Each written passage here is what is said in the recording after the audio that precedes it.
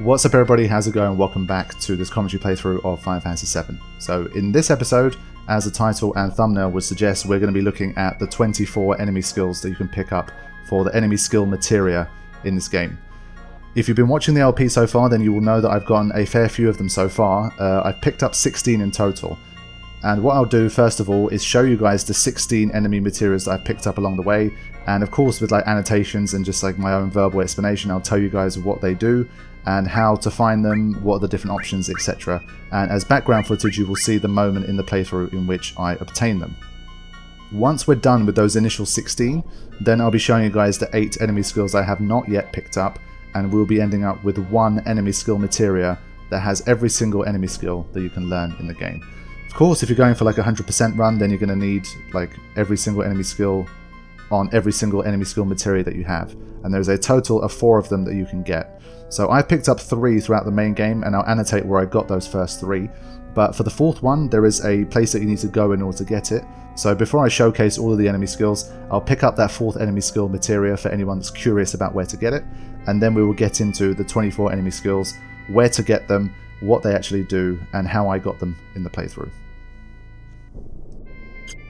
Okay, so during the chocobo breeding thing that we did, we ended up here on the world map in this little hut, which is the Chocobo Sage's hut.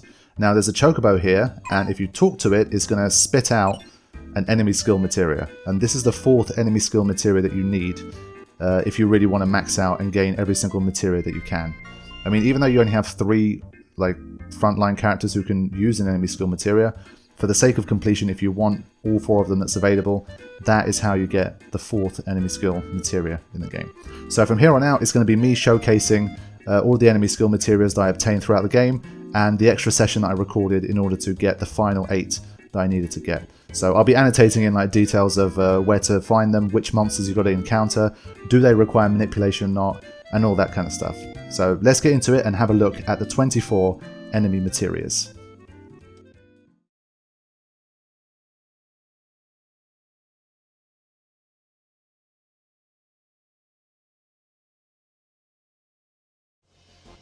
So we have level 4 Suicide, which is very dangerous if an enemy's level is a multiple of 4.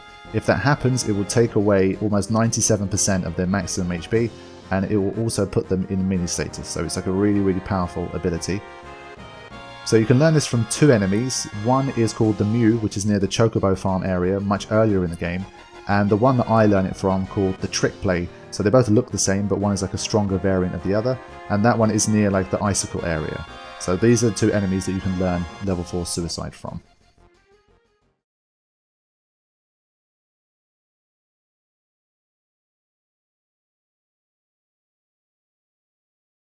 Next up, we got Matra Magic, which was a very useful move early on, and it was one of the first enemy skills I obtained. Basically, it fires like a stream of missiles to all of the enemies, and it deals non-elemental damage. It's pretty cheap to use in terms of MP, and you can kill multiple enemies at once, so it's always been one of the more useful enemy skills, especially against low-level enemies. Okay, so you can learn this one from an enemy called the Custom Sweeper in the Midgar area, from an enemy called the Bull Motor in the Desert Prison, and from an enemy called Death Machine in the Desert Prison. I learnt it from the Bull Motors, but there you go, there's 3 different options to learn this enemy skill.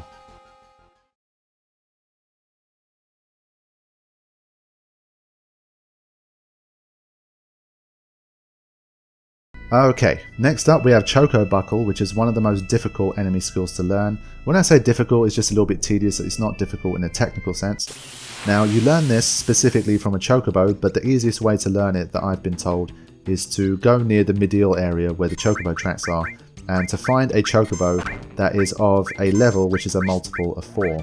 So there are level 36 Chocobos that are found in that area, and once you find one of those, you have to delay it for long enough with a green, and then basically the best thing to do is to use a level 4 Suicide on it. The reason you want to use level 4 Suicide is because the way in which you get the Chocobo to use Choco Buckle is to bring down its HP to a really low level. Now, manipulating that by just using normal attacks and spells is quite difficult, but with level 4 Suicide you're guaranteed to bring it down to the correct amount of HP so that it will use the move. So once it does use the move, that is how you get the enemy skill. In terms of what Choco Buckle can do, it will deal non-elemental damage to a single target, and the amount of damage it deals will be based on the amount of times you have fled from battle.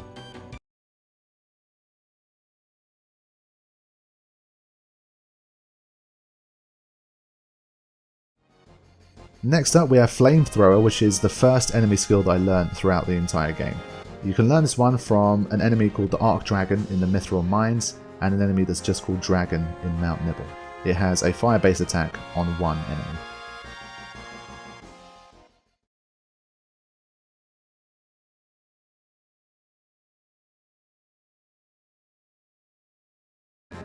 Next up we have Laser. Laser is a gravity-based attack which will take away 50% of the target's current HP. This is one that I learned from the Dark Dragon in the North Crater, so this is the second ability that you can learn. You can learn Laser from them, and you can also learn Dragon Force, which is pretty cool. Once again, it requires Manipulate, and based on the guides that I'm seeing, there is an enemy called the Deathclaw in the Desert Prison, and that's also an enemy that you can learn Laser from as well. So there's two enemies that can teach you Laser, but you need Manipulate in order to be able to learn it.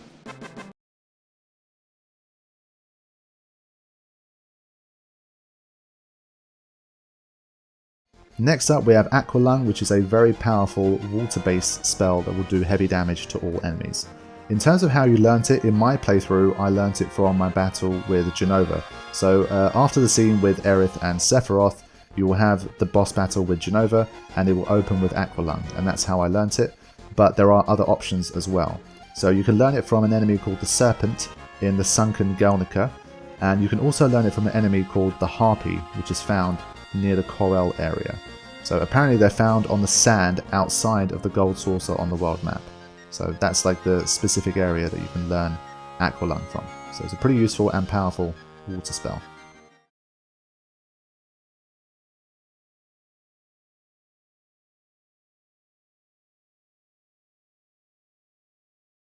Next up we have a highly useful defensive enemy skill called Big Guard. This can be learned from an enemy that you wouldn't really predict would have the move. So near the Costa del Sol in the beach area there is an enemy called a Beach Plug, and you will need to manipulate this enemy in order to get it to use Big Guard on your party. Big Guard will give you positive buffs like Haste, M Barrier and Barrier.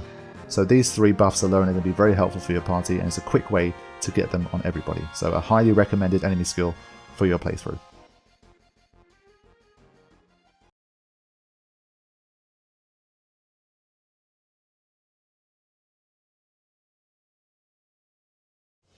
Okay, so we have the enemy skill called Frog Song, and Frog Song was pretty useful for me because basically it has a very high success rate of turning the enemy into a frog and also putting them to sleep. So even if they're immune to one status, they can get affected by the other, and it has a very high percentage rate. So even quite late into the game, I was able to use something like Frog Song in order to turn battles in my favour. Now, unsurprisingly, you can learn this from frog-like enemies, and the first one that I encountered was near the Gongaga area by a frog enemy called a Touch Me, which is a pretty interesting name. But yeah, that's the enemy that I got it from, but you can also get it from the Toxic Frog in the Temple of the Ancients, or you can get it from an enemy called Christopher that's found in the crater. So that's the way to get Frog Song.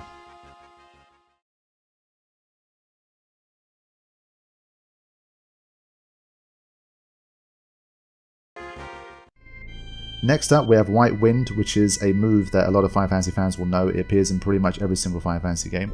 It heals all of your allies by the amount of current HP the caster has, so that's an important thing to note. And it also cures the following statuses: Sleep, Poison, Confusion, Silence, Slow, Stop, Frog, Mini, Slow Numb, Petrify, Berserk, Paralyze, Darkness, Death Force, and Shield. So yeah, that's a pretty crazy list, and White Wind is a very, very useful ability. So you can learn this from a really big, like bird-looking enemy called the Zemzelet near the Junon area. And there's also another one called the Wind Wing in the Whirlwind Maze. So for the Zemzelet, that's the one that I learned it from in the main playthrough. You will need to use Manipulate in order to get the ability. And for the Wind Wing in the Whirlwind Maze, you will need to confuse it because it's not going to be learnable by using Manipulate.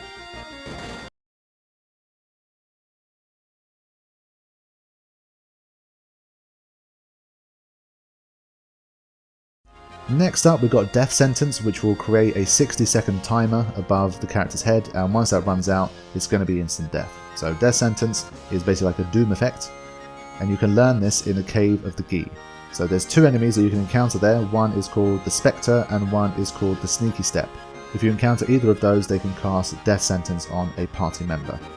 The third option is an enemy called a Bound Fat, which is found near the Bone Village area.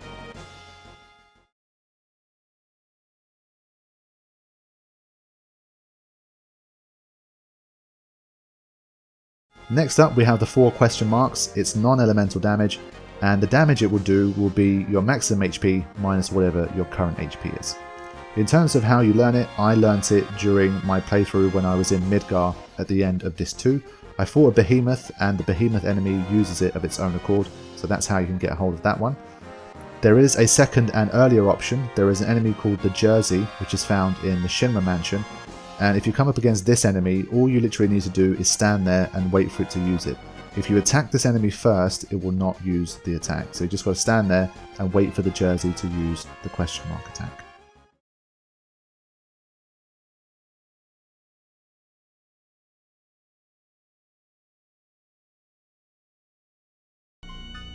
Next up is a little bit of a niche enemy skill called Death Force, but if you want to complete the list you need to have it. So basically, if you cast a Death Force on one of your allies, they will become immune to death/instant death attacks. So that's why it might be useful, but I feel like it's pretty niche, especially if you're nearer the end of the game. So you can learn this one from the Adamantine, I think that's how you pronounce it. But it's in the Wutai area, and it's basically like the big Adamantos type enemy that you will find there. It's another one that will require Manipulate in order to learn.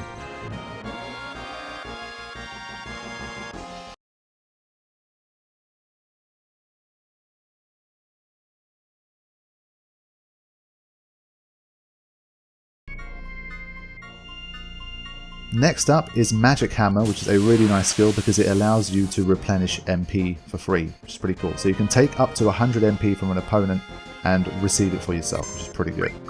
This can be learned from an enemy called the Razor Weed, which is near the Wutai area, and it's an enemy skill that I picked up like in the post game as part of recording this episode. I didn't get it during the main playthrough.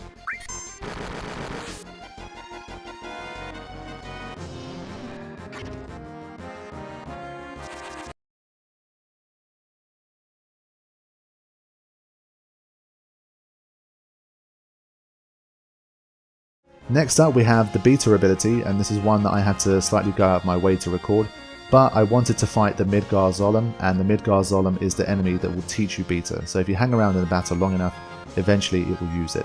And it's a high level fire spell that will deal damage to all enemies.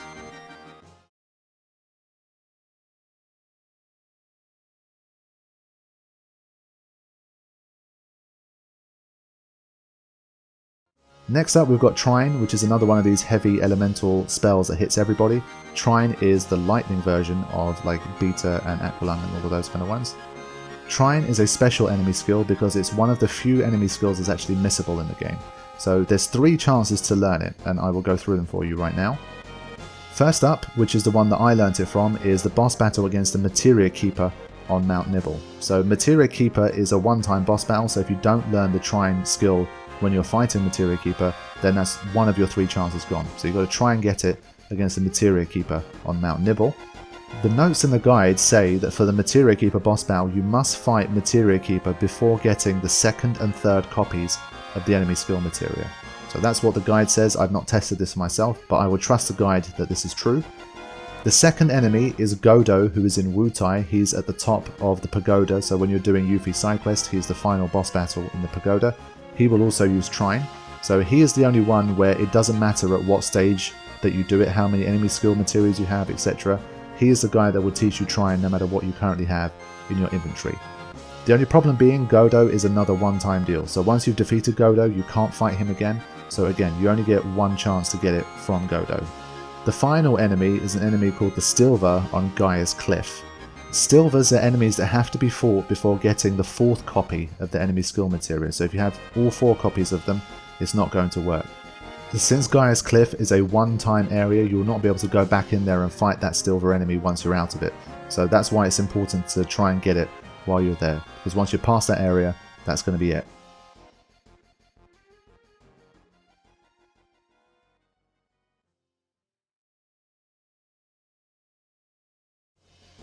Next up we have the legendary Bad Breath, which is another one that Final Fantasy players will know and not love, because 9 times out of 10 you don't really get to use Bad Breath yourself, you're usually on the receiving end.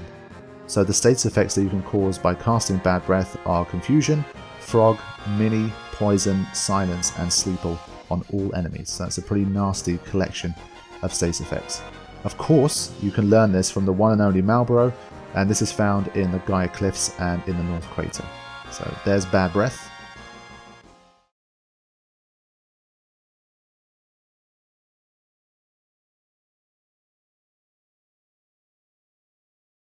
Next up, we've got Magic Breath, which is like the souped up version of Aqualung, Beta, and Trine. So it contains fire, lightning, and ice damage, and it will hit everybody. In terms of who you can learn it from, we have the Silver once again, which is found in Gaia's Cliff, and you have an enemy called a Parasite, which is found in the North Crater. If you want to learn it from the Parasite enemy because you've gone past Gaia's Cliff and you won't be able to fight the Silver again, you will need to use Manipulate Materia in order to get the Parasite to use Magic Breath.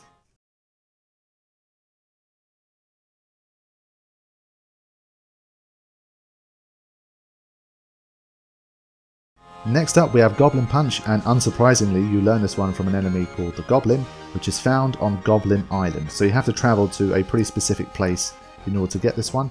But once you get into that battle, it's going to use Goblin Punch pretty quickly, and it will do physical damage to one target based on your magic attack power. Now the interesting thing about Goblin Punch is that it will do 8 times its normal damage if your target is the same level as the character that's using it. So that's why it can punch above its weight if you get it right.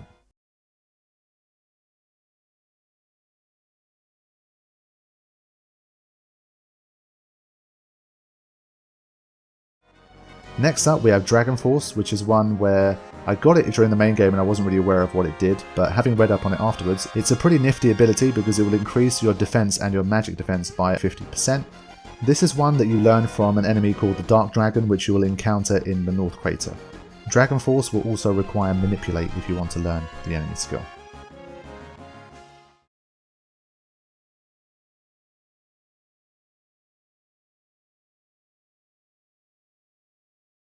Next up we have Angel Whisper, which is an ability that is kind of cool but not super useful I think. It can fully revive one of your allies if they've been KO'd, and it can also heal you to full HP if that person isn't KO'd.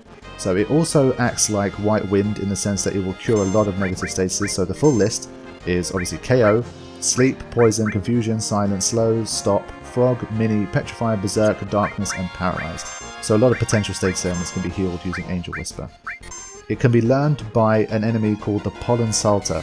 So in the North Crater at the end of the game, if you choose to go right and you continue to follow that path, you will come to an area which will contain the Pollen Salter enemy, and you can learn it from there. This is another one that will require the Manipulate Materia in order to get the skill.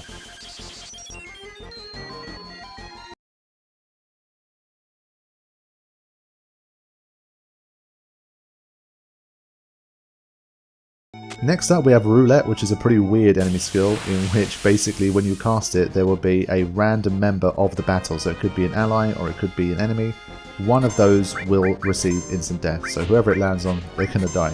So that's a bit interesting.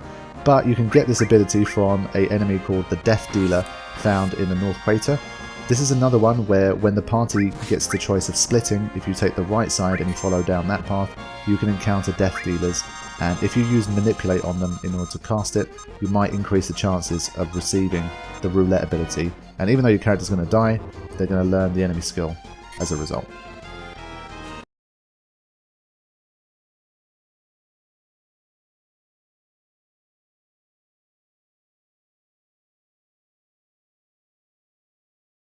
Next up we have level 5 Death, and as the name will suggest, if there is a target which is a level which is a multiple of 5, they will receive some instant death. So it can be useful in certain situations. So if you're in an encounter where you're faced with like 5 enemies that are all a multiple of 5, just one casting a level 5 Death can take them all out instantly. This can be learned by fighting an enemy called the Parasite in the North Crater. So this is another enemy that has 2 enemy skills if you manipulate it. So if you use your Manipulate Materia on it, you can cast level 5 Death, and you can also cast Magic Breath. So this is the enemy you need if you want to learn level 5 Death.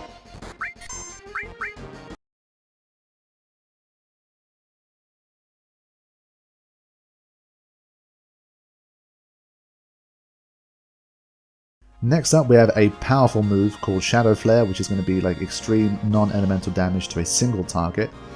There are two ways to learn this one. I learnt it against Ultimate Weapon when I had my battle against it, but that's a one-time deal. I believe it ends the battle with Shadow Flare, so only one of your 3 party members will be learning Shadow Flare against Ultimate Weapon.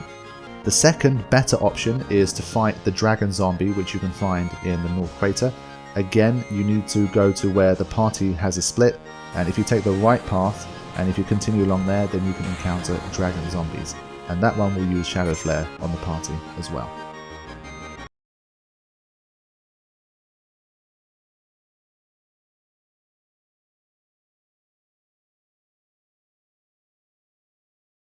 Finally, we have Pandora's Box, which is probably the most important missable enemy skill that you have, because there is literally only one chance in the game that you get to learn it, and if you miss it, there is no way back and you will never complete your enemy skill material.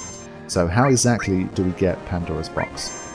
So what you need to do is to encounter a Dragon Zombie enemy found in the North Crater for the first time in your save file. So once you go down there for the first time and you have your first battle against it, once you kill that Dragon Zombie, it will use Pandora's Box as like its finishing death move. So you have to make sure you have all of the enemy skill materials equipped so that everybody can learn that ability at the same time, because that is literally the only time you're going to be seeing it. Because of a bug in the game, I mean, based on what I've read, it doesn't seem like it's something deliberate that's done from the developers, but only the first Dragon Zombie that you encounter will use Pandora's Box. You won't see it again from that dragon in the game. There is a final boss battle that will use it, but since that's past the point of no return, you might be able to use it once you've actually received the attack. But in terms of having it on your save file, being able to use it in the post game, etc, etc, you have to learn it from the Dragon Zombie. That is your only chance.